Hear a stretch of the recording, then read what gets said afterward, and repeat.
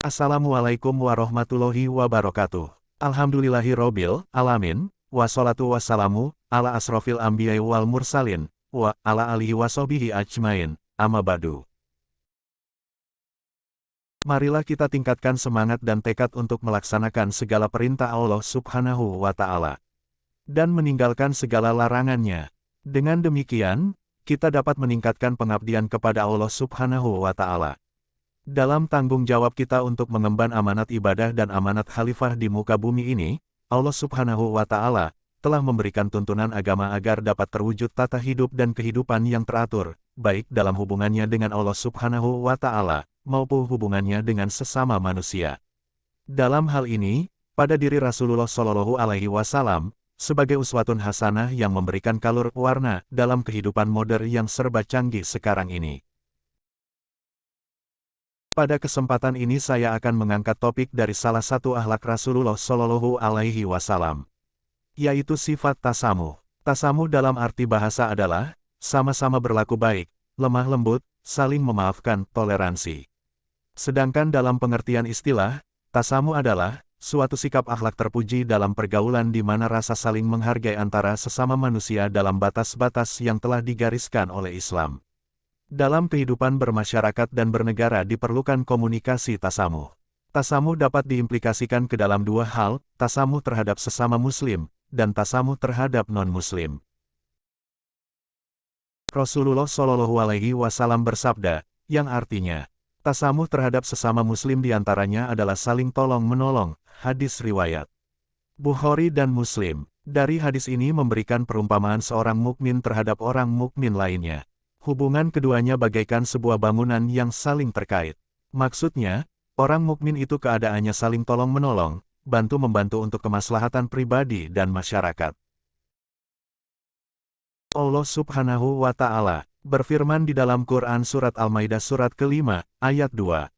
Ya ayyuhalladzina amanu, la tuhillu sa'irallaha, walas sahrol haroma, walal hadiah, walal qolaida, wala aminal baital haroma, yabtaguna patlam mir'er bihim waritwana, wa ida halaltum fastodu, walayazrimannakum sanukaumin, ansoddukum anil masjidil harami, antatadu, wa ta'awanu alal birri wat taqwa, wa la ta'awanu alal ismi wal utwani wattaqullaha, innallaha sadidul iqobi.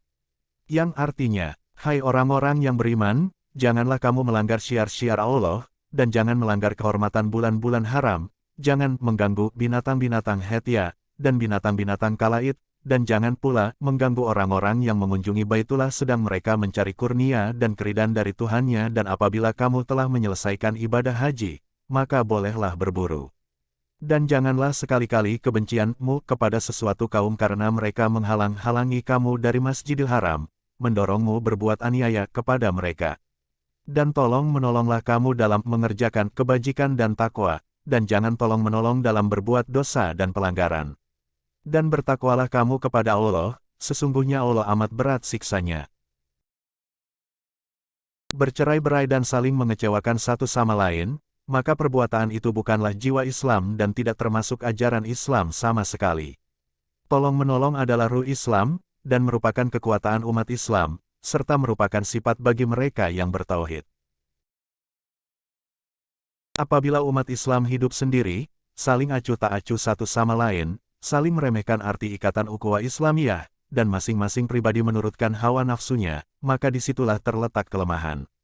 Gerakan musuh Islam dapat menggoncangkan kekuatan Islam, lalu kekuatan Islam makin lemah, maka duniawi tidak dapat kita peroleh dan agama tidak bisa kita tegakkan, dan pahala kelak tidak dapat kita peroleh. Akhirnya rugilah dunia dan akhirat, dan itu adalah kerugian yang jelas. Sesungguhnya serigala itu akan memangsa kambing yang ditinggalkan jauh oleh kelompoknya, yang menyendiri dari gerombolannya. Sungguh Rasulullah Shallallahu Alaihi Wasallam telah memberikan gambaran persatuan umat Islam dan sikap tolong-menolong sesama mereka, dengan dijalaninya semua jari-jari tangannya dan memasukkan sebagian jari-jari itu kepada celah-celah kepala lainnya. Tidak diragukan lagi, bahwa yang demikian itu, menambahkan kuatnya masing-masing jari dan menambah kekuatan tangan yang berlipat ganda. Demikian juga umat Islam jika terpadu, maka akan bertambah kekuatan dan memiliki kemenangan dan kehormatan. Di dalam Al-Quran Surah Al-Munafikun Surat ke-63, ayat 8, Allah Subhanahu wa Ta'ala berfirman, Yakuluna la irrojana, ilal madinati, layurijannal as-sumihal adallah, wallohal is-satu, wali rasulihi, walil muminina, walakinal munafikina layalamuna. Yang artinya, mereka berkata, sesungguhnya jika kita telah kembali ke Madinah, benar-benar orang yang kuat akan mengusir orang-orang yang lemah daripadanya. Padahal kekuatan itu hanyalah bagi Allah, bagi Rasul-Nya dan bagi orang-orang mukmin, tetapi orang-orang munafik itu tiada mengetahui. Oleh karena itu, untuk memperoleh kemuliaan, maka Islam melarang menganiaya, dilarang merendahkan orang lain dan dilarang pula menghina. Cukup seorang dianggap jelek jika dia menghina saudaranya sesama muslim. Tetapi kita seharusnya mengembangkan sikap tolong-menolong dalam hal yang baik dengan tulus dan ikhlas. Islam tidak hanya menekankan berlaku baik atau toleransi terhadap sesama muslim, akan tetapi juga dianjurkan terhadap non-muslim. Kehidupan Rasulullah Shallallahu Alaihi Wasallam dalam bermasyarakat senantiasa memperlihatkan sikap tasamuh, baik ketika beliau di Mekah maupun ketika beliau berada di Madinah. Beliau mempersaudarakan antara kaum Muhajirin, kaum Ansar dan kaum Yahudi dengan piagam Madinah. Dengan piagam Madinah tersebut, dipersatukan dalam kehidupan bermasyarakat dan bernegara, dengan sikap saling menghargai dan bersatu dalam membela negara, yang dilaksanakan dengan sikap kasih sayang. Rasulullah Shallallahu Alaihi Wasallam bersabda, untuk tegaknya keamanan, kedamaian dalam masyarakat maka sifat toleransi antara umat Islam dan non-Islam hendaknya ditopang oleh sifat cinta kasih sesama. Sabda Rasulullah Shallallahu Alaihi Wasallam yang diriwayatkan oleh Bukhari Muslim dari Aisyah radhiyallahu anha, sesungguhnya Allah sangat berbelas kasihan dan suka kasih sayang lemah lembut dalam segala hal.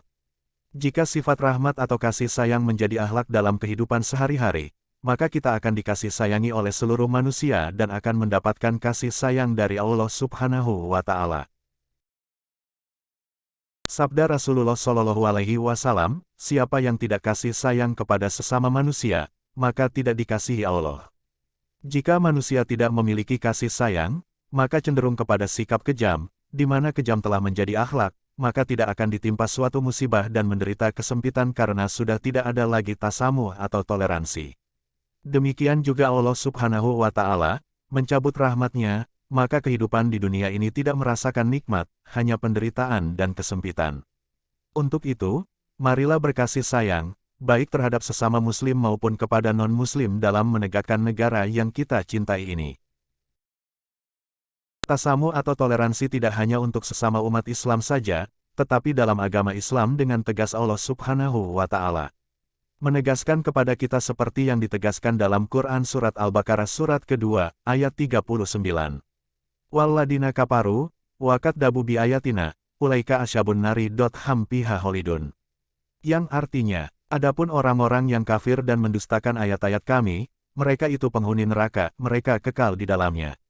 Negara kita telah menjamin atau mengakui lima agama, di mana pemeluknya bebas melaksanakan ibadah sesuai dengan ajaran agama masing-masing.